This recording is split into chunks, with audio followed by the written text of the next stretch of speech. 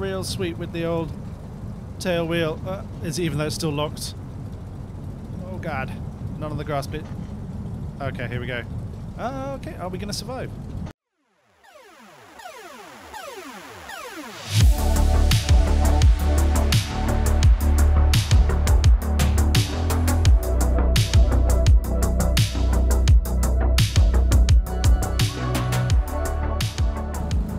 Oh, hey everyone, welcome back to the channel.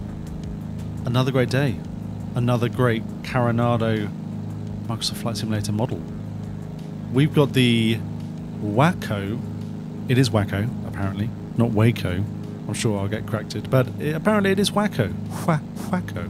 YMF 5. And this is a pretty nice plane. I mean, there's another biplane in Microsoft Flight Simulator, but there isn't anything quite like this. So it's pretty beautiful, I have to say.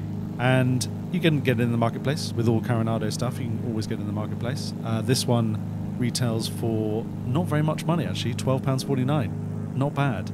In the US, that translates to $19.95, apparently, in dollars. But this is very different because it is a taildragger. And that makes it really difficult to taxi and really difficult to land and take off in the latter parts of taking off and the latter parts of landing. So, yeah.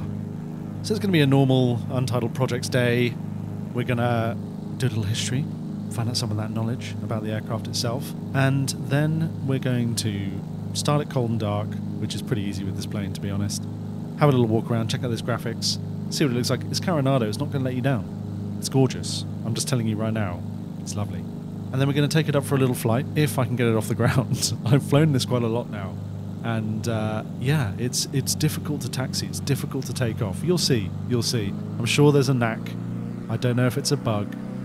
If you've flown these in real life, let me know. I have played around with locking the tail wheel, unlocking the tail wheel, all the things you would normally do in a tail dragger. This is real difficult. But once you get it up, it's a lovely, lovely plane, and the sound is fantastic. So check this out. These planes are absolutely beautiful. I mean, they are, something to behold, really. If you owned one of these, you are a baller. Check this out. Expensive. You know, we're talking $500,000. Timeless, of course. You get your lovely float versions. I mean, these are just... The detail is incredible. The pilot, the plane, the passion, advertising, lovely. And it just everything. It's great. I mean, beautiful designs. So yeah, check it out. Here we go. Performance. Cruise speed 115. Apparently this Microsoft Flight Simulator version is only 100 mph. Stall speed 59. Useful. I think it rotates at about 80, by the way. But you'll see. And obviously loads of different variations that you can get. I'm not entirely sure what this one we've got is in terms of the power. But it's probably not far off the 300 horsepower that we've got here. Maybe a little bit less. So, sweet. Alright, history time. My favourite part of every video. And this is going to be no different to all the other histories I've spoken about. Because it's just as interesting. Just as mental. Not mental, but you know. Fun. So you look at this plane and you think, that's pretty old. And it is based on a really, really old plane, but this is a remake of a very old aircraft from the 1930s. So the YMF-5 is actually from the 1980s, and it's a very lovely build from then, lovely rebuild. So the history of this aircraft starts in 1919. So just after the First World War, everything was a bit screwed. In Europe at least. I think America was probably okay. But there were a couple of guys having some beers, suspecting they were having beers. Two businessmen, Clayton J and Elmwood. And they met some aerobatic performing pilots from the barnstorming era. The types of pilots that flew biplanes into barns. Hence barnstorming. I might be wrong, but I'm pretty sure that's where the name comes from. And these were circus acts. They were aircraft that blew up, that were flying along on fire, all this kind of stuff. So pretty impressive. And they got together. They thought, hey, we could create an aircraft. And they decided to create a biplane that had floats on it. And for some reason, who knows, that fell flat on its face. but it did inaugurate the company WACO Aircraft Company, nothing to do with Michael Jackson. And they were originally based in Troy, Ohio, US, and they operated between 1920 and 1947. And the company mainly produced civilian biplanes, but they also produced some really notable planes that pretty much everyone will know, or at least have seen. And the inspiration for this plane comes from its little sister, the WACO UPF-7, which is that classic open cockpit biplane trainer, the one with yellow wings and blue fuselage with those beautiful red stars on the wings. Were they red? Maybe they were blue or white.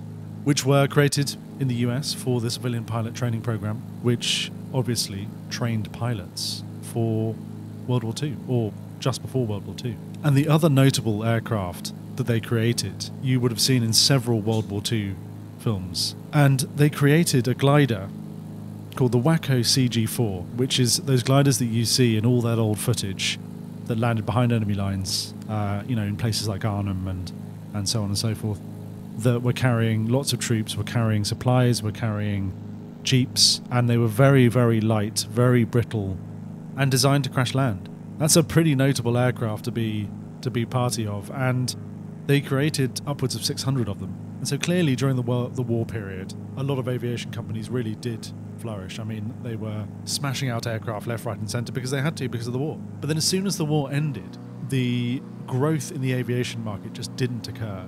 And all of these companies had these huge production facilities and just no longer had the need to create so many aircraft. And so a lot of these aviation companies, especially the smaller ones, fell flat on their face. And one of them was WACO. And so they operated up to 1947 and they had to close doors. But that wasn't the end of the story. The WACO brand was briefly revived in the 1960s and 1970s for a scheme to produce, assemble and reassemble a market series of modern all-metal Italian and French light planes. Now, for some reason, that didn't particularly work out. Maybe there wasn't a need for these aircraft. I know it was civilian-based, but it didn't last that long. But the WACO biplane that we see today is created by WACO Classic Aircraft, a company that was formed in the 1980s. And they have created the aircraft we're in today, the YMF-5, which is based on a 1930s design from 1934. The YMF original, which was substantially redesigned with a longer and wider fuselage, larger rudder, much stronger, and obviously the one that we're in at the moment has got some serious modern elements to it. And that's why we're here. That's why we're in Michigan, Battle Creek, because that's where this aircraft is created, and I always like to go back to where these planes come from. And it also gets me flying in totally random places, and Michigan's really nice. So far there's been 150 plus of these aircraft created. Obviously there are historic versions from the 1930s onwards, loads of variations. There's two-seaters, there's a weird three-seater which has one pilot and two people squeezed in front of them. There's closed cockpits, there's float versions, there's heavier, lighter, weaker structurally ones, everything you can imagine. Planes just get modded beyond belief. And it turns out the Guatemalan Air Force might have an airworthy version that they've been using since 1934. So, sustainable. So that's it for the old history part. I'm going to take it down back to the ground and do a little cold and dark. See you there. Right, back on the ground, down at Kellogg Airport, Battle Creek, Michigan. So, let's do a little graphical walk around. I mean, you're never going to go wrong with Carenado because it's just always so seamless. I mean, it is very, very accurate. Lovely looking plane, nice shine, works well in the sunshine, works well when it's dark.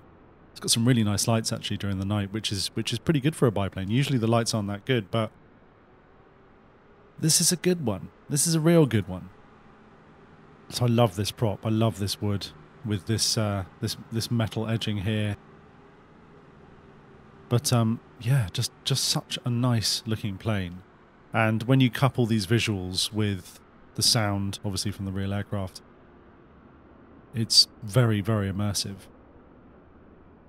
Anyway, obviously it's a two-seater. You can see they've taken away the windshield up at the front there, and they've just covered it up. So if you've got friends, that's where they're going to sit.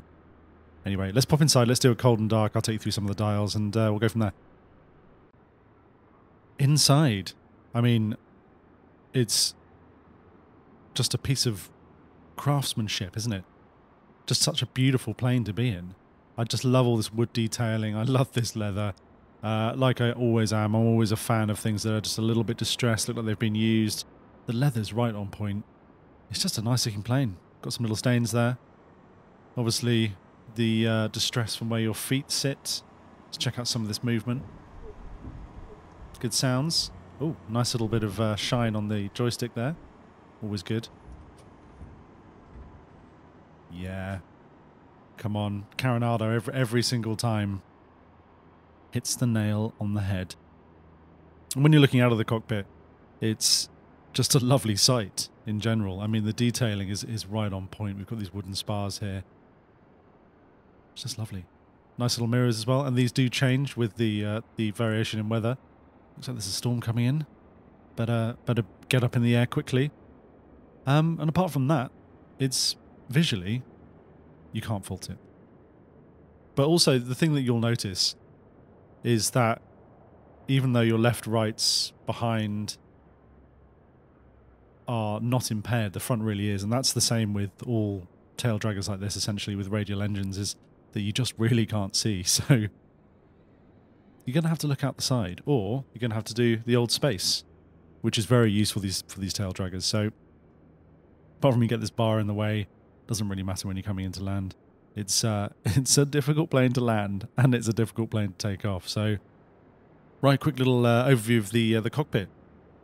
Apart from it looking absolutely gorgeous, it's a very nice, compacted or compact cockpit, and you've really got everything you need here. It's obviously clearly been modernised up to a point because it's from 1986, but it's just got that really lovely look and feel to it. I love this wood panel as well. When you look at the real stuff on the Wirral website, it's, yeah, right on point. Anyway, so quick left to right.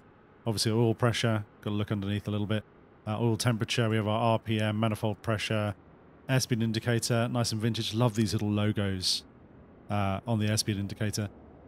We've got our slip and slide, our pitch, artificial horizon, your altitude, and your rate of climb, of which you can climb at about 1,000 feet a minute at about 90 mph, give or take.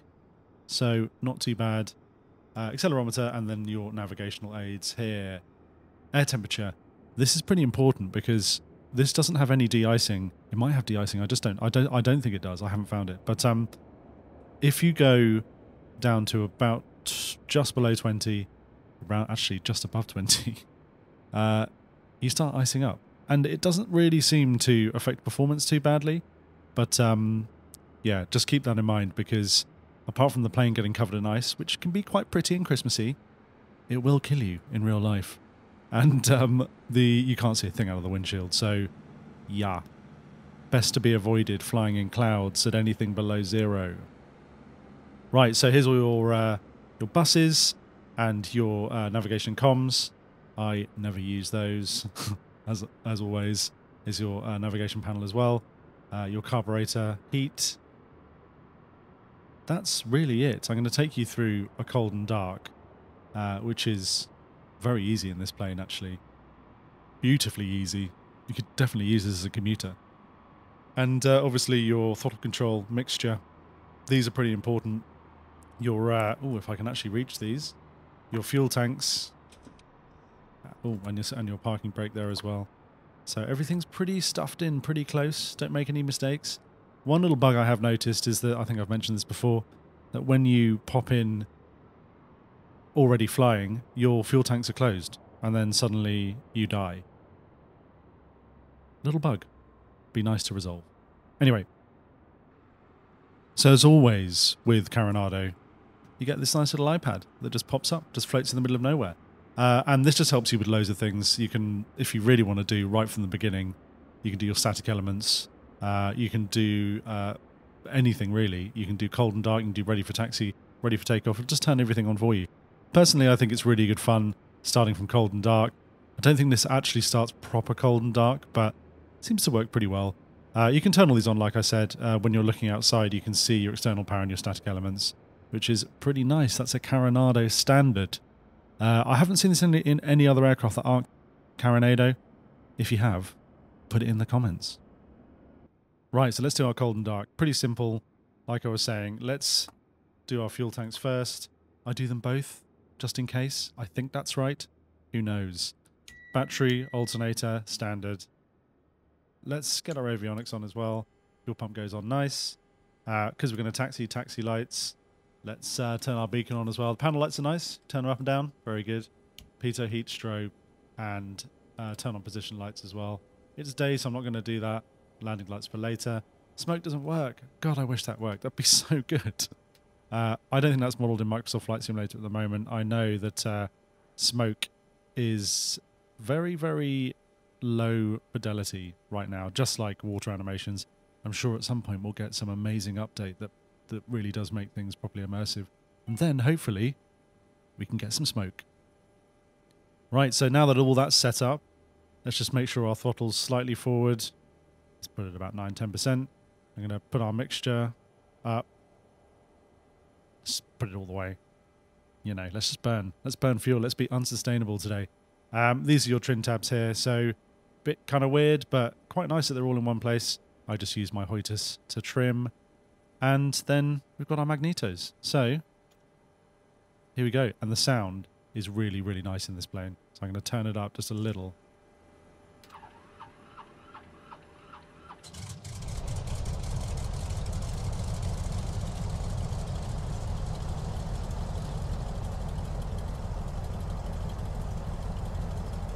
And we're moving already, which was not good because I don't have my parking brake on. Set parking brake. Classic mistake. So, you'll probably notice we've got some lovely little details here. Just a little bit of rattle on our slip and slide.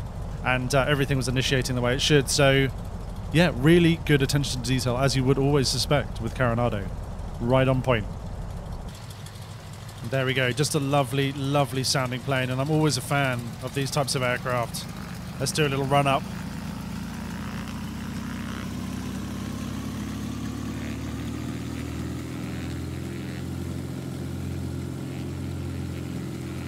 Yeah. God, I love this kind of stuff. Okay, well, I'm going to go for a little taxi. And, ooh, some weird stuff going on there. Slightly buggy.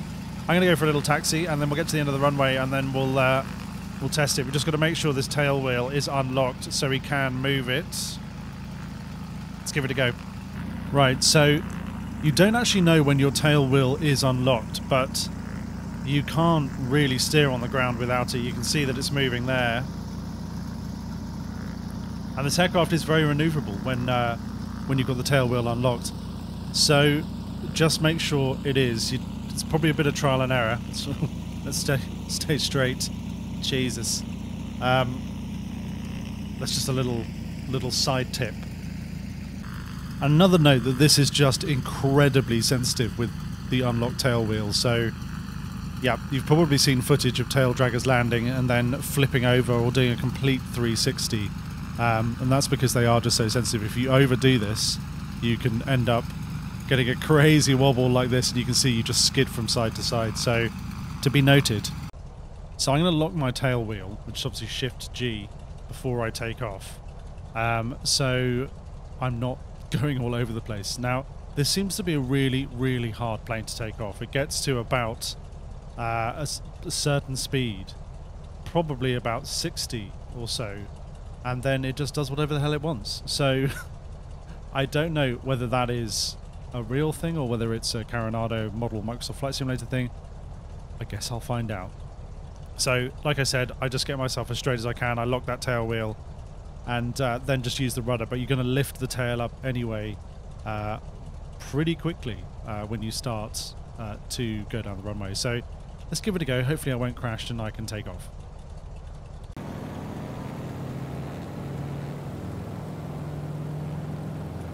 So I'm just going to let it roll for a bit. And so watch on there we go, straight away, straight off. So actually that tail wheel really doesn't make much of a difference. Oh, here we go, here we go.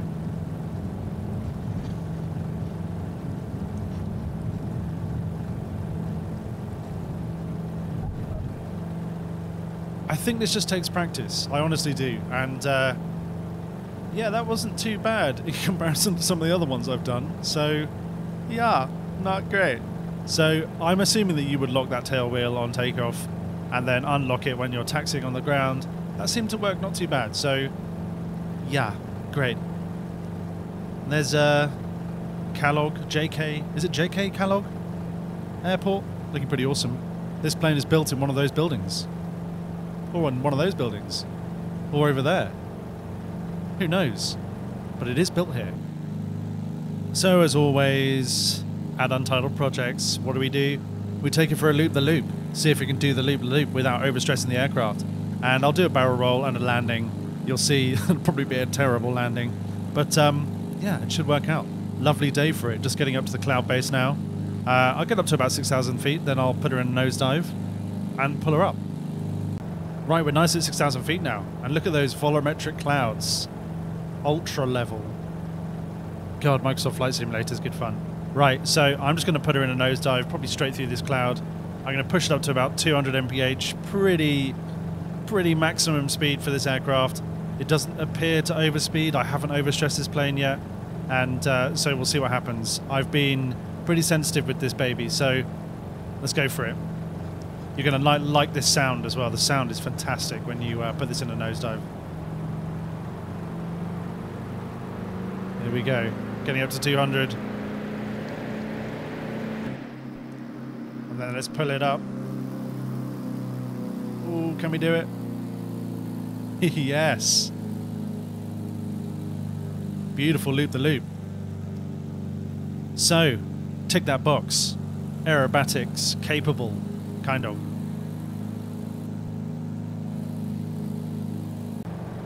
Right, time for the old barrel roll.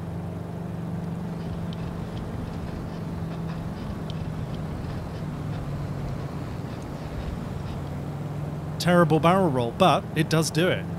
So not too bad. You might have heard just for a second there that the engine lost quite a lot of RPM, and it does do. You can fly this upside down, which is definitely possible, but your RPM just drops significantly, and I'm assuming that's to do with the fuel injection or something like that. But let's check it out. Yep. So, nicely upside down. I'm sure there's modified aircraft for these because that can fly upside down, because I think these have been used for wing walkers. Correct me if I'm wrong in the comments. And there we go. What a stable plane. You can just fly upside down.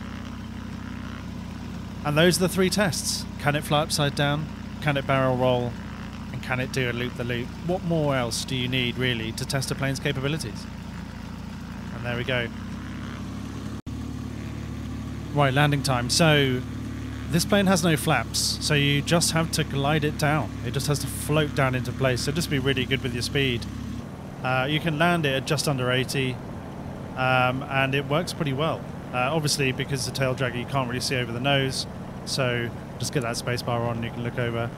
And yeah, apart from that, landing straight into the sun makes this plane look really beautiful. Look at that. Right, just on that final part of final. Let's see if I can avoid doing the imminent ground loop, which I keep doing all the time. But let's see how that works. I'm coming in pretty steep just so I can keep the speed up, because I'm not used to not having flaps. So, but I'm all the way throttled back at the moment, so I'm at 0 throttle.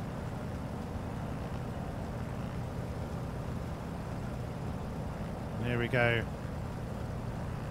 It's a really, really long runway, so I can just float along it.